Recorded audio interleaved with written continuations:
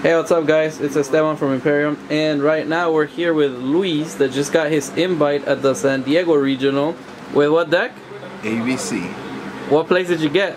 21st. What? X2. I seriously thought this deck doesn't win because it can't go second, but I guess proved us wrong today. Let's see what you played. Alright, here it is. Triple A, Triple B, and only 2C. Because I'm playing Pot of Desires, and believe it or not, I always banish Triple A. I don't know why, but I always banish Triple A, but not the C's. I will always have the C's in play. So this is kind of a standard. You could choose to play the extra C or not. I don't see it needed. Yeah, sounds like a bad draw of the C, right? It's like the worst one to draw early game. You play these two guys, a silver and a gold gadget, because sometimes you don't have the Strudel or anything else, so you just go into this and it makes you a link summon or either an XYZ monster to stall or to like pop back row or protect yourself for a turn. So they're really good. Plus, if one's alive, the other one's in deck, one gets killed, if they float. And only one? You never wanted more? You don't need them because you play this guy. Oh yeah, of course. So special summons. They're not as needed, but I thought it would be like a nice option to have. Plus, if you open this and a gadget, your combo is a little bit more broken. And you don't use as many resources as if you were to use it if you didn't have it. Okay. And his homie, the Dark Worm. Oh, I love this guy. The new Joker. Not as good, obviously, but it still does the job. Pretty much, he's broken, even in a non-pendulum deck. Yeah, he's so good coming back every turn after you make a rank 4. So we have what else? The MVP of the night, Ghost Ogre. Every game I saw it. Every single game against pendulums, I saw this card. And even against Burning Abyss, it's really good because you just pop their Dante. And they can't do Beatrice, and they just end their turn with like 1 or 2 back row. So it's really good. 2 effect Veilers. I think this card is better than Ash right now. Wait, what? Because if you open to Ash, you can't activate both. Which, if you open 2 Veilers, you could just throw Veiler for days. And especially against the Mech Knight Invoke deck, it's really good because you just they will just Alistair, okay, Veiler. If you have another one, you'll just like Veiler their Invoke monster or something else. So it's really good. Veilers for everyone. And our last hand trap, the 1 Ash, just like I said. 1 Ash? Yeah, I don't think this card is as good.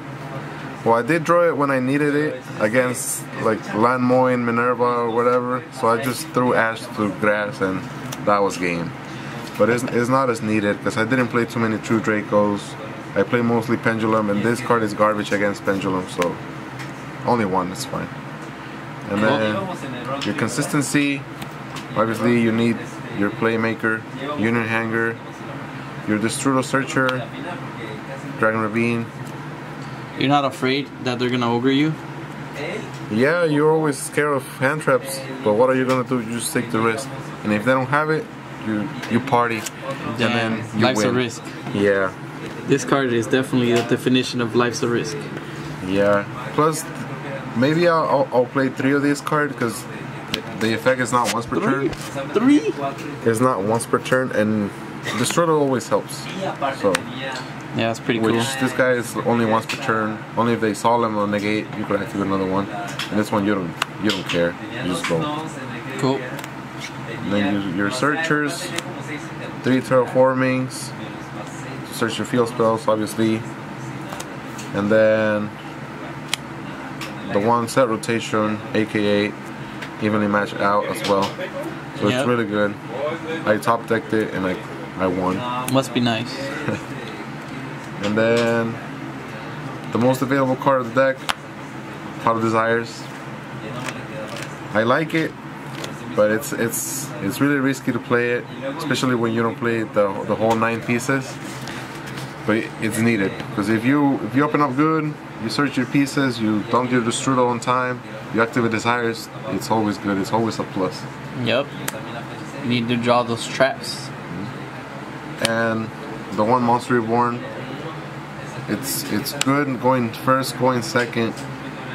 If you get Ash, Ogre, or anything else, you could just bring back your monster and just keep doing your plays. Or you can even take your opponent's monster or like a hand trap that they already used. You do that, you make your Ancient Fairy Dragon, and then you start with your combo again. Yeah, I saw you do that. Like, I think they asked your field, and then you reborn the Ash, normal the 4, and made Fairy Dragon and searched another one. Yeah, that happens most of the time. And then, if you just get a back row, just play 2 Twin Twisters. It's better than Cosmic Cyclone because it gives you your pieces to the graveyard. Most of the time you open 2, which is fine, but you just discard them and you pop back row or annoying stuff that is like getting in the way. Okay. Now for the traps, playing 2 strikes, 2 anti-spell main deck, best card of the deck. I didn't see it today. I was thinking of playing Magical Springs instead of this card, but it did okay today, and it got me to the top. So props to this card. And what else? My favorite card, Torrential Tribute. I was playing 3 of this card because it's a blowout card. It punishes hard against your opponents that overextend. But I decided to take one out to put this guy. Oh, of course, of course. Skill Drain. Yeah, this guy's auto win. It's a free win. You activate this against pretty much any deck and you win for free. Plus it doesn't hurt your Buster Dragon, so you just still combo off and interrupt your player. Yeah, makes sense. And your last card, if you're scared of Dark Holes or something like that, or something that's gonna like totally kill you, you just say no. Negate, and negate, and negate. The glorious return of the guy. The guy that says no. Let's see. Nice. Not first. Get out of here. So that's pretty much the main deck. How many cards? 40 cards. Okay. I was thinking of playing 41, but I found the right build, so it's 40 now. And if you guys want to switch it out, it's up to you guys. Try it out. It worked out for me. I recommend it as I play it. And then for the extra deck, obviously you play the best boss monster, Of course. Buster Dragon. This card is amazing.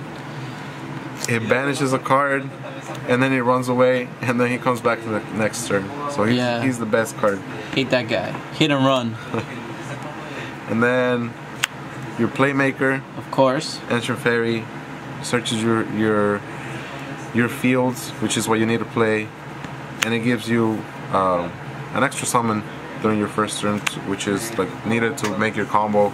Yeah. Which is like Tico Talker, Buster, and if you open a really good something else, maybe like a rank 4, and then 2 or 3 back row. The dream. Yeah, and then to go second, just make this guy. You black rose everything. And then you have Tico Talker, Genius. He's a really good rank 2 for machines. And then I love this guy. This guy gets you out of like big monsters. You played 2? Yeah, he's super good. He reduces 2 Undertakers? 2 Undertakers, yeah. He reduces your opponent's monster's attack, and it's really good. And he's kind of weak, but he's good because you just beat over. He's just so easy to make, right? Just Yeah. to affect monsters. Really generic, better than Proxy Dragon because you don't really use tokens, so all your monsters have effects. Cool. And then we go into the rank 4s. Diamond Dyer, because you always like want to pop something. Plus it gives you a free space, so it won't stay here. So you can Buster afterwards. Tornado Dragon, self-explanatory. You pop back row. Plus against Pendulum is good if you put in defense because they cannot crash their poison to pop your things. Damn.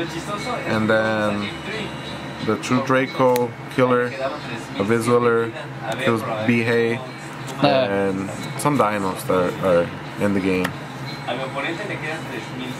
And then you get your staller, Baguska. So when you have nothing else to do, you have a bad hand, you want to stall, just summon this go.